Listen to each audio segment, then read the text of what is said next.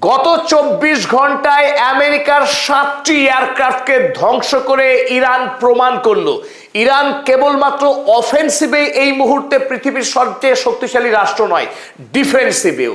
Iran ২৮শে ফেব্রুয়ারি থেকে Israel এবং মধ্যপ্রাচ্যের মার্কিন সেনা চালনাগুলোকে তাক করে যেভাবে আক্রমণ করতে সফল হয়েছিল, অপরদিকে ইসরায়েল এবং মার্কিনী বোমারু বিমানগুলোকে ধ্বংস করার ক্ষেত্রে কিন্তু ততখানি সফল হচ্ছিল না। ফলে ইরানে ব্যাপকভাবে ক্ষয়ক্ষতি চালিয়েছিল ইসরায়েল এবং আমেরিকা। সেই ইতিহাসকে সম্পূর্ণরূপে বদলে দিয়ে গতকাল থেকে ২৪ ঘন্টা ধরে ইরান যেভাবে আমেরিকাকে ঝটকা দিয়েছে, ডোনাল্ড ট্রাম্প এবং হেগসেথ তাদের দুজনের মুখে চুনকালি ঘষে দিয়ে এই মুহূর্তে আমেরিকার একটার পর একটা এয়ারক্রাফট ইরানের বায়ুসীমাতে আসছে আর ধ্বংস হচ্ছে। এর থেকে প্রমাণ হয় ইরান তার বায়ু সুরক্ষাকে এই মুহূর্তে নিশ্চিত করতে পেরেছে। ইরানের নিজস্ব প্রযুক্তিতে তৈরি বাভার 373, আপনারা ছবিতে যে এয়ার ডিফেন্স সিস্টেম দেখছেন, বাভার 373 গত ২০১৯ সালে প্রথম এই ডিফেন্স সিস্টেম লঞ্চ করা হয়েছিল বলে দাবি করা হয়েছিল ইরানের পক্ষে। কিন্তু যুদ্ধের প্রথম থেকে আমরা কিন্তু বাভার 373 ব্যবহার দেখিনি সেই অর্থে। কিন্তু গত ২৪ ঘন্টা থেকে ইরান যেভাবে আমেরিকান এয়ারক্রাফটের বিরুদ্ধে একটার পর একটা মিসাইল হামলা চালিয়েছে, তাতে এই মুহূর্তে পশ্চিমী দুনিয়া হতচকিত। আমেরিকা এবং ইসরায়েল এই মুহূর্তে কোমায় চলে গিয়েছে ইসরায়েলের এই পাল্টা মার খেয়ে। আমেরিকার তৈরি থার্ড কিংবা প্যাট্রিয়ট যে এয়ার ডিফেন্স সিস্টেম, সেই ডিফেন্স সিস্টেম বা রাশিয়ার S-400, পৃথিবীর এই তাবড়তোবড় শক্তিশালী রাষ্ট্রগুলো তারা যে এয়ার ডিফেন্স সিস্টেম বানিয়ে রেখেছিল, পৃথিবীর বিভিন্ন দেশকে বিক্রি করে আসছিল তাদের তৈরি এই টেকনোলজি থার্ড বা প্যাট্রিয়ট। কিন্তু ইরান তার নিজস্ব বিজ্ঞানীদের কাজে লাগিয়ে, নিজস্ব মেধা কাজে লাগিয়ে এই মুহূর্তে তারা সাফল্যের সঙ্গে তাদের যে টেকনোলজি ব্যবহার করে আমেরিকার ফাইটার জেটকে ধ্বংস করছে, তাতে এই মুহূর্তে আরো একবার প্রমাণ হয় যে ইরান যুদ্ধক্ষেত্রে এই মুহূর্তে পৃথিবীর অন্যান্য রাষ্ট্রের তুলনায় কতখানি এগিয়ে যেতে সক্ষম হয়েছে। ইরানের বর্তমান air defence commander Ali Reza Elhami আজ জানিয়েছেন আমেরিকার যে কোনো ফাইটার জেট, সে F-35 হোক কিংবা F-15 হোক, যে কোনো ফাইটার জেটকে ধ্বংস করার সক্ষমতা রাখে এই মুহূর্তে ইরান। তাই আমেরিকা বা ইসরায়েলকে কড়া হুমকি দিয়েছে এলহামি। যদি ইরানকে সফট টার্গেট ভাবে, ইরানের আকাশকে যদি আমেরিকা তার আকাশ বলে ভাবার দুঃসাহস দেখায়, আমেরিকাকে চরম মূল্য দিতে হবে। দুদিন আগে গ্যাংস্টার ডোনাল্ড ট্রাম্প হোয়াইট হাউসে প্রেস সাক্ষাতে বলেছিলেন যে আমেরিকার বায়ুসেনা অপরাজেয়, যে কোনো দেশের আকাশ সীমাকে আমেরিকার নিজের আকাশ সীমা বানানোর ক্ষমতা রাখে। ইরানের আকাশ সীমা আমেরিকার বায়ুসেনার দখলে বলে গর্ব করেছিল হেগসেথ। সেই হেগসেথ এবং ডোনাল্ড ট্রাম্পকে এমন ভাবে পিটিয়েছে ইরান, একটার পর একটা এয়ারক্রাফটকে ২৪ ঘন্টার মধ্যে নামিয়ে ভূপাতিত করে দেখালো যে ইরান কেবলমাত্র আক্রমণে নয়, ইরান প্রতিরক্ষাতেও সমানভাবে শক্তিশালী হয়ে উঠেছে। ইরানের নিজস্ব প্রযুক্তিতে তৈরি মিসাইল সৈয়দ 4 ব্যবহার করে F-15 ফাইটার জেটকে ধ্বংস করে দেখিয়ে দিয়েছে ইরান যে তাদের তৈরি বাভার 373 আমেরিকার তৈরি থার্ডের থেকে কোনো অংশে কম না, বরং এই মুহূর্তে পৃথিবীর অধিকাংশ অ্যানালিস্ট তারা তুলনা করছেন রাশিয়ার তৈরি S-400 এর থেকেও অনেক বেশি শক্তিশালী ইরানের তৈরি এই আকাশ প্রতিরক্ষা ব্যবস্থা বাভার 373। তাই এই মুহূর্তে ইরান যুদ্ধের ময়দানে আরো অনেকখানি এগিয়ে গেল। গত 3 দিন ধরে যেভাবে ইরান অপারেশন ট্রু প্রমিস 4-এ ইসরায়েলকে গুড়িয়ে দিচ্ছে, তারপর এই মুহূর্তে আমেরিকার ফাইটার জেটগুলোকে একটার পর একটা ভূপাতিত করার মধ্য দিয়েই দেখিয়ে দিল ইরান যে ইরানের ইসলামিক রিপাবলিক কত শক্তিশালী।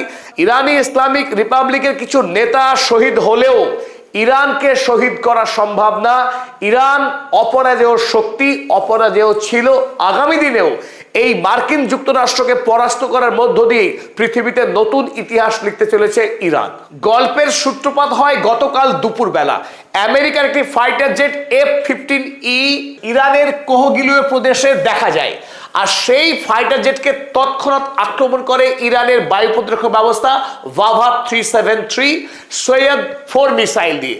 ফলে মুহূর্ত মধ্যে যখন এই ফাইটার জেট আক্রান্ত হয় এই প্রদেশে, সেই সময় এই ফাইটার জেটের দুজন পাইলট ছিলেন।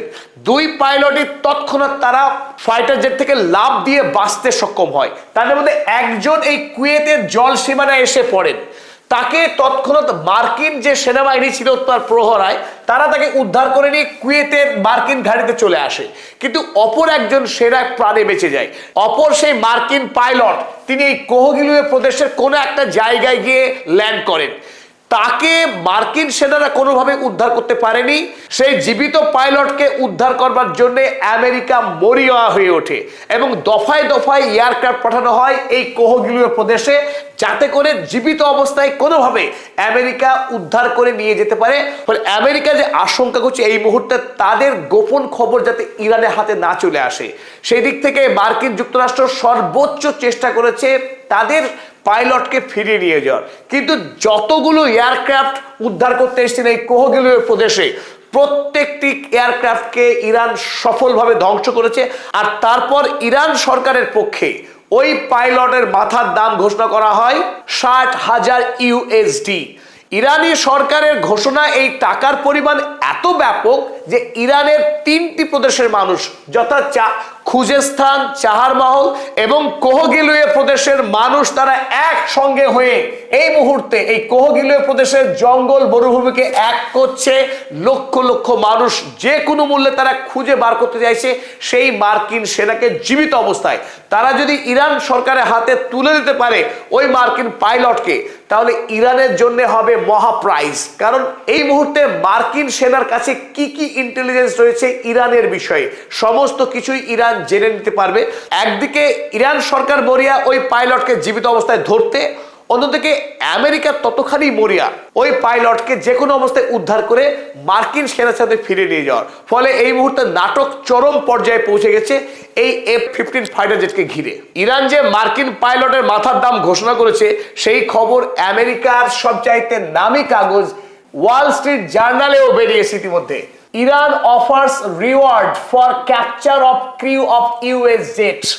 ইউএস জেটের ওই পাইলটের মাথার দাম ঘোষণা করছে ইরান। তবে ইরান যদি এই পাইলটকে জীবিত অবস্থায় বন্দী করতে পারে, আগামী দিনে আমেরিকার সঙ্গে যে দ্বিপাক্ষিক আলোচনা হতে পারে যুদ্ধবিরতির, সেই ক্ষেত্রে ইরান আপার হ্যান্ড পাবে, কারণ ইরানের হাতে শক্তি বাড়বে, তাতে কোনো সন্দেহ নেই। চলুন এবার আমরা দেখে নেই ইরানের হাতে কি কি আকাশ প্রতিরক্ষা ব্যবস্থা রয়েছে এই মুহূর্তে। আমরা ইতিমধ্যে আপনাদেরকে জানিয়েছি ভাভা 373 কথা। অন্যদিকে রাশিয়ার তৈরি S-300 PMU-2 এই প্রতিরক্ষা ব্যবস্থাও ইরানের হাতে ছিল। তার ব্যবহার খুব কিঞ্চিত হলেও দেখা গিয়েছে এই যুদ্ধের সময়। কিছুটা মিডিয়াম রেঞ্জ এবং নিজস্ব প্রযুক্তিতে তৈরি খোরদান এবং আরমান, এই দুটি ব্যবস্থাও ইতিমধ্যে ডেভেলপ করেছে ইরান।